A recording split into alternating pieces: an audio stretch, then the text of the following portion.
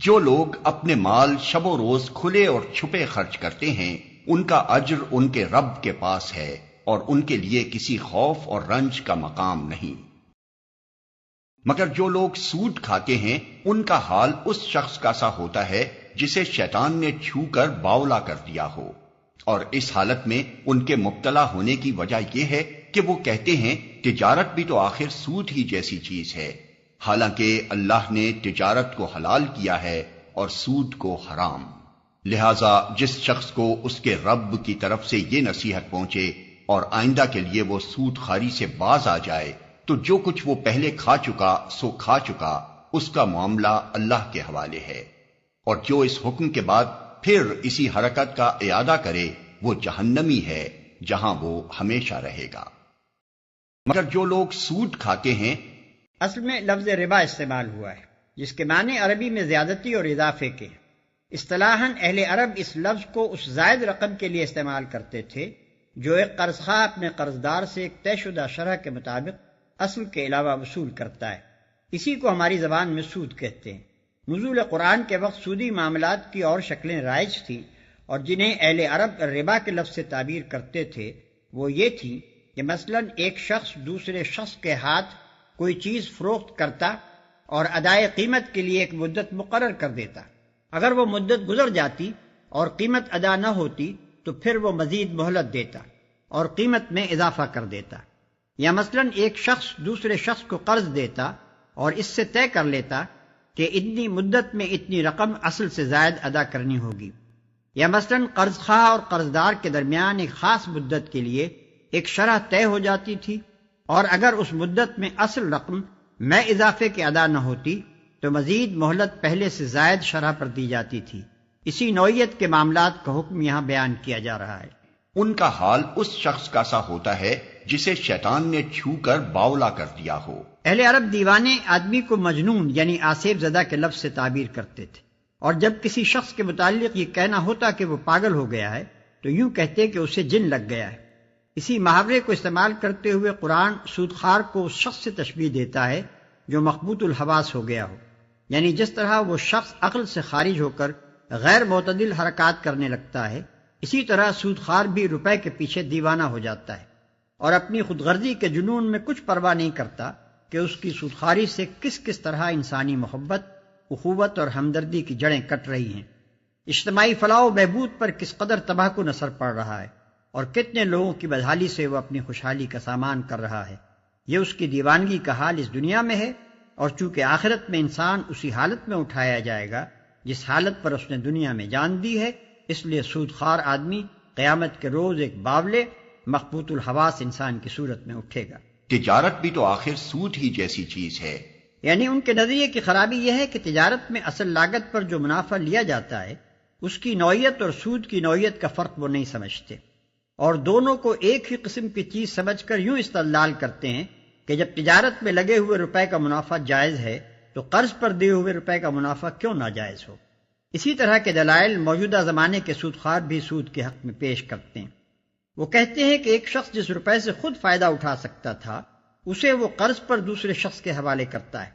وہ دوسرا شخص بھی بہرحال اس سے فائدہ ہی اٹھاتا ہے، پھر آخر کیا وجہ ہے کہ قرض دینے والے کے روپے سے جو فائدہ قرض لینے والا اٹھا رہا ہے اس میں سے ایک حصہ وہ قرض دینے والے کو نہ ادا کرے۔ مگر یہ لوگ اس بات پر غور نہیں کرتے کہ دنیا میں جتنے کاروبار ہیں، خواہ وہ تجارت کے ہوں یا صنعت و حرفت کے یا زراعت کے،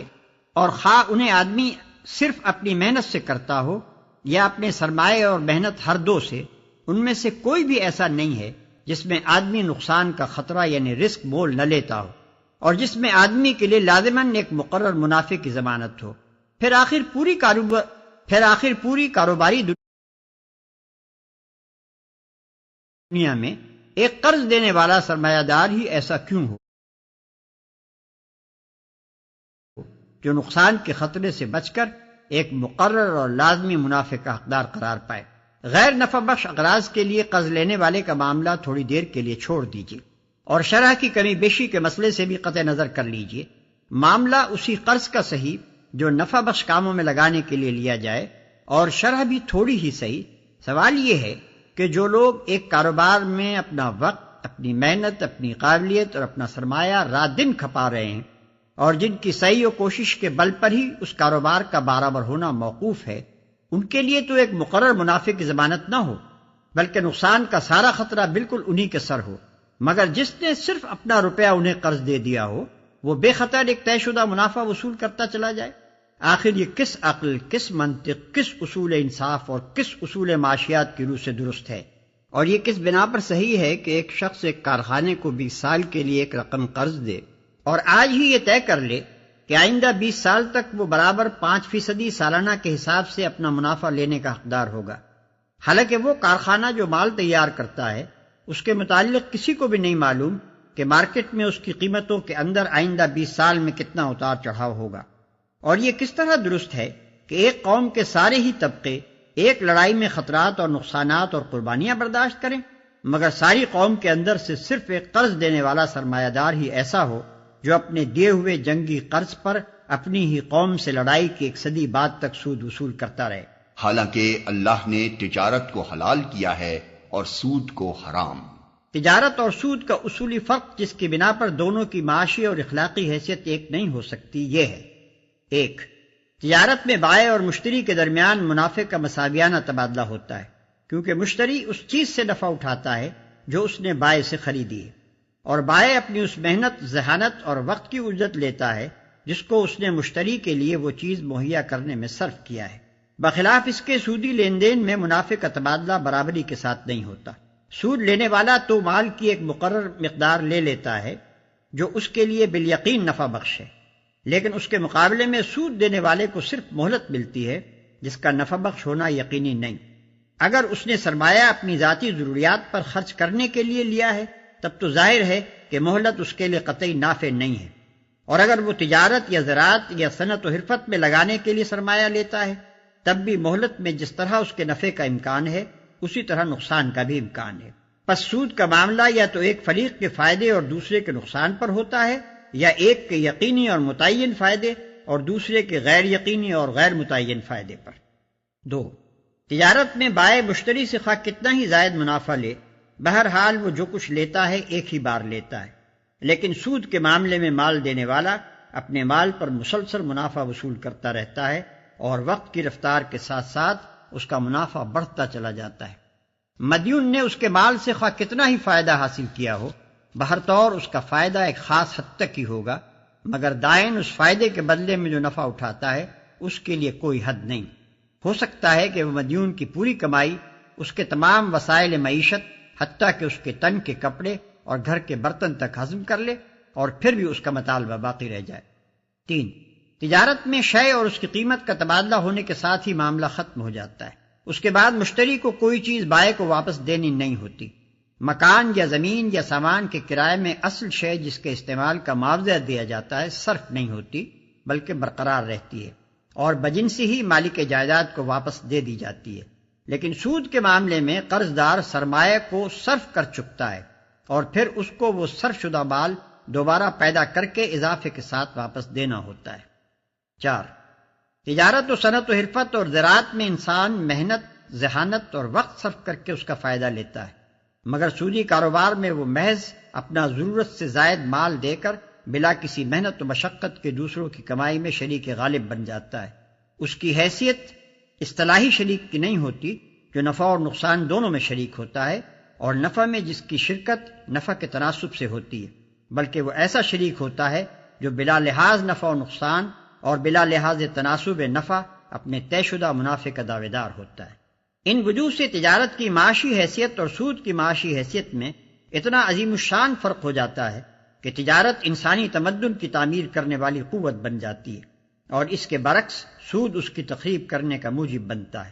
پھر اخلاقی حیثیت سے یہ سود کی عین فطرت ہے کہ وہ افراد میں بخل، خود غرضی، شقاوت، بے رحمی اور زر پرستی کی صفات پیدا کر دیتا ہے،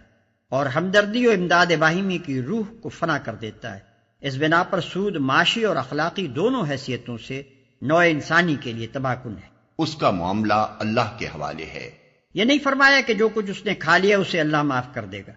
بلکہ ارشاد یہ ہو رہا ہے کہ اس کا معاملہ اللہ کے حوالے ہے۔ اس فقرے سے معلوم ہوتا ہے کہ جو کھا چکا سو کھا چکا کہنے کا مطلب یہ نہیں ہے کہ جو کھا چکا اسے معاف کر دیا گیا، بلکہ اس سے محض قانونی رعایت مراد ہے، یعنی جو سود پہلے کھایا جا چکا ہے اسے واپس دینے کا قانوناً مطالبہ نہیں کیا جائے گا، کیونکہ اگر اس کا مطالبہ کیا جائے تو مقدمات کا ایک لامتناہی سلسلہ شروع ہو جائے جو کہیں جا کر ختم نہ ہو، مگر اخلاقی حیثیت سے اس مال کی نجاست بدستور باقی رہے گی جو کسی شخص نے سودی کاروبار سے سمیٹا ہو۔ اگر وہ حقیقت میں خدا سے ڈرنے والا ہوگا اور اس کا معاشی و اخلاقی نقطہ نظر واقعی اسلام قبول کرنے سے تبدیل ہو چکا ہوگا تو وہ خود اپنی اس دولت کو جو حرام ذرائع سے آئی تھی اپنی ذات پر خرچ کرنے سے پرہیز کرے گا اور کوشش کرے گا کہ جہاں تک ان حقداروں کا پتہ چلایا جا سکتا ہے جن کا مال اس کے پاس ہے اس حد تک ان کا مال انہیں واپس کر دیا جائے، اور جس حصہ مال کے مستحقین کی تحقیق نہ ہو سکے اسے اجتماعی فلاح و بہبود پر صرف کیا جائے۔ یہی عمل اسے خدا کی سزا سے بچا سکے گا، رہا وہ شخص جو پہلے کمائے ہوئے مال سے بدستور لطف اٹھاتا رہے تو بعید نہیں کہ وہ اپنی اس حرام خوری کی سزا پا کر رہے۔ اللہ سود کا مٹھ مار دیتا ہے اور صدقات کو نشو و نما دیتا ہے، اور اللہ کسی ناشکرے بد عمل انسان کو پسند نہیں کرتا، اور صدقات کو نشو و نما دیتا ہے۔ اس آیت میں ایک ایسی صداقت بیان کی گئی ہے جو اخلاقی اور روحانی حیثیت سے بھی سراسر حق ہے اور معاشی و تمدنی حیثیت سے بھی۔ اگرچہ بظاہر سود سے دولت بڑھتی نظر آتی ہے اور صدقات سے گھٹتی ہوئی محسوس ہوتی ہے، لیکن در حقیقت معاملہ اس کے برعکس ہے۔ خدا کا قانون فطرت یہی ہے کہ سود اخلاقی و روحانی اور معاشی و تمدنی ترقی میں نہ صرف مانع ہوتا ہے بلکہ تنزل کا ذریعہ بنتا ہے، اور اس کے برعکس صدقات سے جن میں قرض حسن بھی شامل ہے،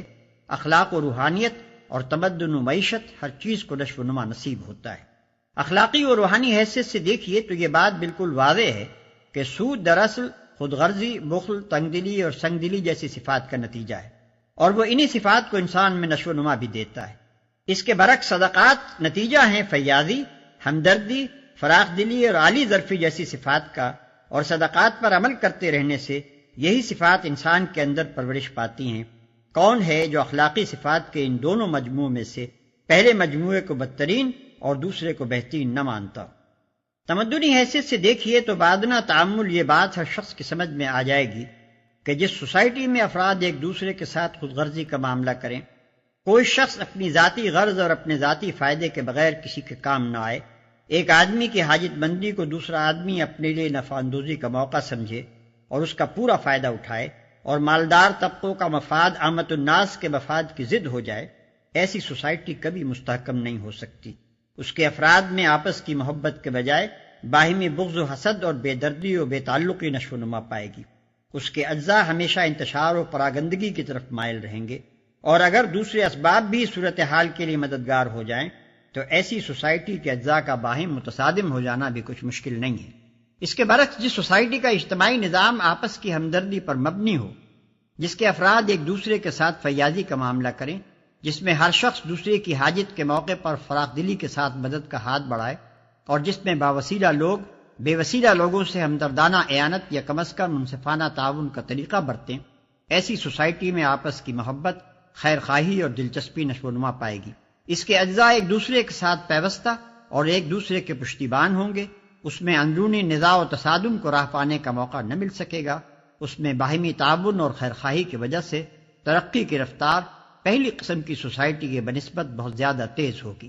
اب معاشی حیثیت سے دیکھیے، معاشیات کے نقطہ نظر سے سودی قرض کی دو قسمیں ہیں۔ ایک وہ قرض جو اپنی ذاتی ضروریات پر خرچ کرنے کے لیے مجبور اور حاجت مند لوگ لیتے ہیں،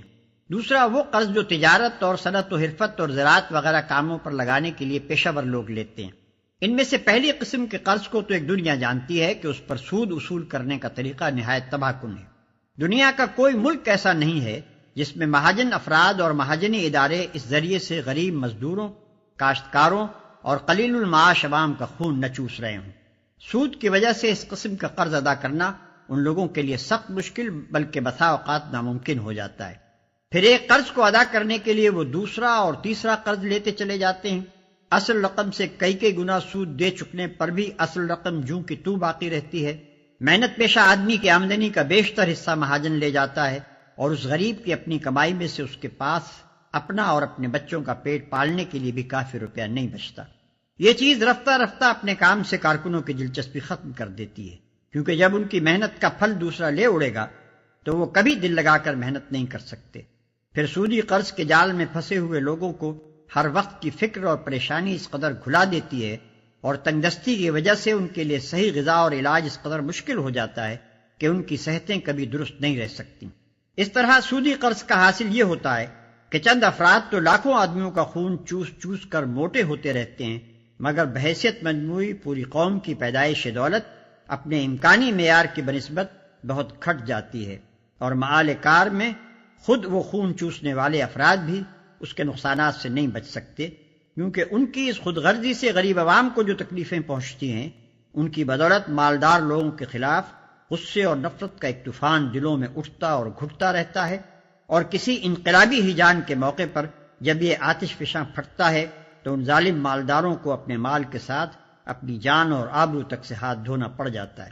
رہا دوسری قسم کا قرض جو کاروبار میں لگانے کے لیے لیا جاتا ہے، تو اس پر ایک مقررہ شرح سود کے عائد ہونے سے جو بے شمار نقصانات پہنچتے ہیں، ان میں سے چند نمایاں ترین یہ ہیں۔ ایک، جو کام رائج الوقت شرح سود کے برابر نفع نہ لا سکتے ہوں، چاہے ملک اور قوم کے لیے کتنے ہی ضروری اور مفید ہوں، ان پر لگانے کے لیے روپیہ نہیں ملتا، اور ملک کے تمام مالی وسائل کا بہاؤ ایسے کاموں کی طرف ہو جاتا ہے جو بازار کی شرح سود کے برابر یا اس سے زیادہ نفع لا سکتے ہوں، چاہے اجتماعی حیثیت سے ان کی ضرورت اور ان کا فائدہ بہت کم ہو یا کچھ بھی نہ ہو۔ دو، جن کاموں کے لیے سود پر سرمایہ ملتا ہے، خواہ وہ تجارتی کام ہو یا صنعتی یا زراعتی، ان میں سے کوئی بھی ایسا نہیں ہے جس میں اس امر کی ضمانت موجود ہو کہ ہمیشہ تمام حالات میں اس کا منافع ایک مقرر میعاد مثلا 5، 6 یا 10% تک یا اس سے اوپر ہی رہے گا اور کبھی اس سے نیچے نہیں گرے گا۔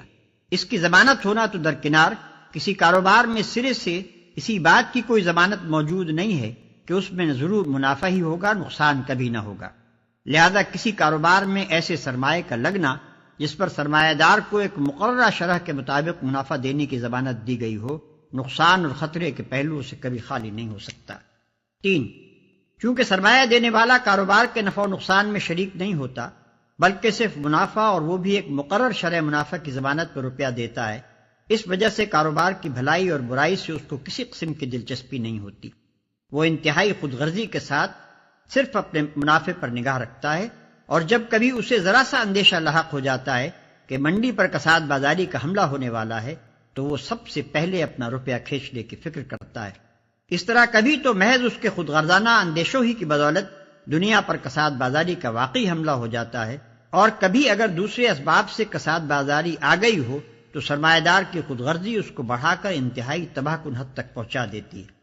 سود کے یہ 3 نقصانات تو ایسے سری ہیں کہ کوئی شخص جو علم المعیشت سے تھوڑا سا مس بھی رکھتا ہو ان کا انکار نہیں کر سکتا۔ اس کے بعد یہ مانے بغیر کیا چارہ ہے کہ فی الواقع اللہ تعالیٰ کے قانون فطرت کی روح سے سود معاشی دولت کو بڑھاتا نہیں بلکہ گھٹاتا ہے۔ اب ایک نظر صدقات کے معاشی اثرات و نتائج کو بھی دیکھ لیجیے۔ اگر سوسائٹی کے خوشحال افراد کا طریقہ کار یہ ہو کہ وہ اپنی حیثیت کے مطابق پوری فراخ دلی کے ساتھ اپنی اور اپنے اہل و عیال کی ضروریات خریدیں،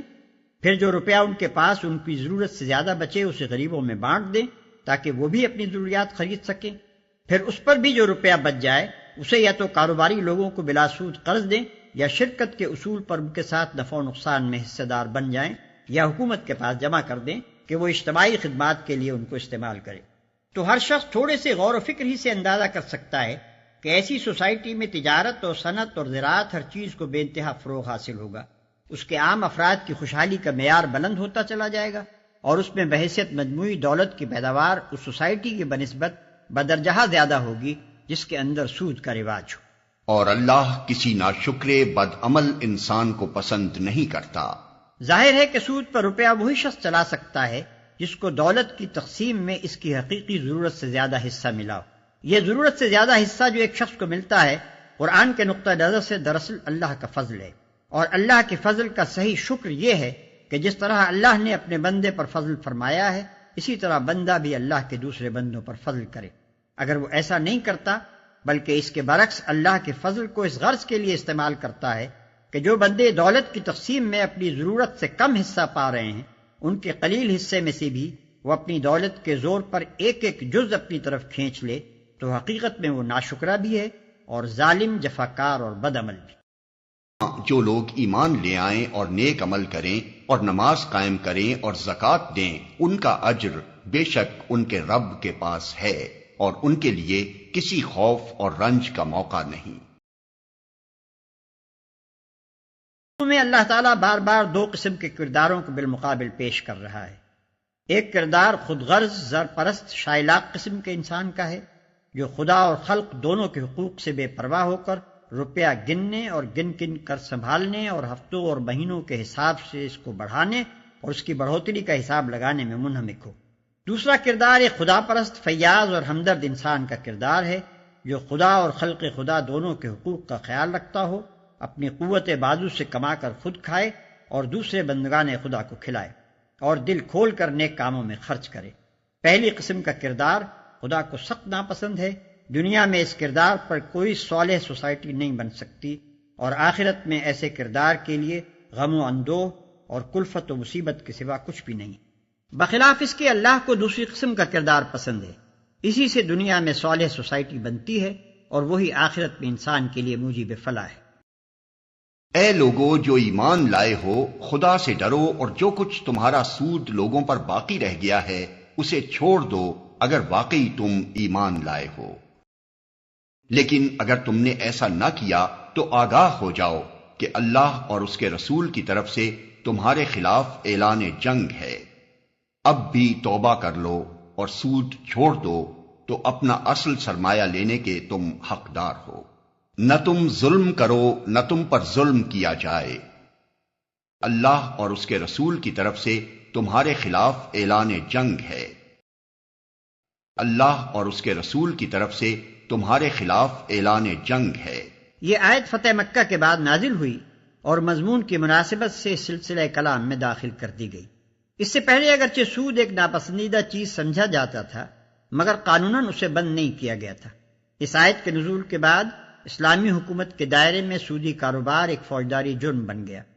عرب کے جو قبیلے سود کھاتے تھے ان کو نبی صلی اللہ علیہ وسلم نے اپنے عمال کے ذریعے سے آگاہ فرما دیا کہ اگر اب وہ اس لین دین سے باز نہ آئے تو ان کے خلاف جنگ کی جائے گی۔ نجران کے عیسائیوں کو جب اسلامی حکومت کے تحت اندرونی خود مختاری دی گئی تو معاہدے میں یہ تصریح کر دی گئی کہ اگر تم سودی کاروبار کرو گے تو معاہدہ فسخ ہو جائے گا اور ہمارے اور تمہارے درمیان حالت جنگ قائم ہو جائے گی۔ آیت کے آخری الفاظ کی بنا پر ابن عباس، حسن بصری، ابن سیرین اور ربیع بن انس کی رائے یہ ہے کہ جو شخص دارالاسلام میں سود کھائے اسے توبہ پر مجبور کیا جائے اور اگر باز نہ آئے تو اسے قتل کر دیا جائے۔ دوسرے فقہا کی رائے میں ایسے شخص کو قید کر دینا کافی ہے، جب تک وہ سود خواری کو چھوڑ دینے کا عہد نہ کرے اسے نہ چھوڑا جائے۔ تمہارا قرض دار تنگ دست ہو تو ہاتھ کھلنے تک اسے مہلت دو، اور جو صدقہ کر دو تو یہ تمہارے لیے زیادہ بہتر ہے اگر تم سمجھو۔ اسی آیت سے شریعت میں یہ حکم نکالا گیا ہے کہ جو شخص ادائے قرض سے عاجز ہو گیا ہو، اسلامی عدالت اس کے قرض خواہوں کو مجبور کرے گی کہ اسے مہلت دیں اور بعض حالات میں وہ پورا قرض یا قرض کا ایک حصہ معاف بھی کرانے کی بجاز ہوگی۔ حدیث میں آتا ہے کہ ایک شخص کے کاروبار میں گھاٹا آ گیا اور اس پر قرضوں کا بار بہت چڑھ گیا۔ معاملہ نبی صلی اللہ علیہ وسلم کے پاس آیا۔ آپ نے لوگوں سے اپیل کی کہ اپنے اس بھائی کی مدد کرو، چنانچہ بہت سے لوگوں نے اس کو مالی امداد دی مگر قرضے پھر بھی صاف نہ ہو سکے۔ تب آپ نے اس کے قرض خواہوں سے فرمایا کہ جو کچھ حاضر ہے بس وہی لے کر اسے چھوڑ دو، اس سے زیادہ تمہیں نہیں دلوایا جا سکتا۔ فقہا نے تصریح کی ہے کہ ایک شخص کے رہنے کا مکان، کھانے کے برتن، پہننے کے کپڑے اور وہ آلات جن سے وہ اپنی روزی کماتا ہو کسی حالت میں قرق نہیں کیے جا سکتے۔ اس دن کی رسوائی و مصیبت سے بچو جبکہ تم اللہ کی طرف واپس ہوگے، وہاں ہر شخص کو اس کی کمائی ہوئی نیکی یا بدی کا پورا بدلہ مل جائے گا اور کسی پر ظلم ہرگز نہ ہوگا۔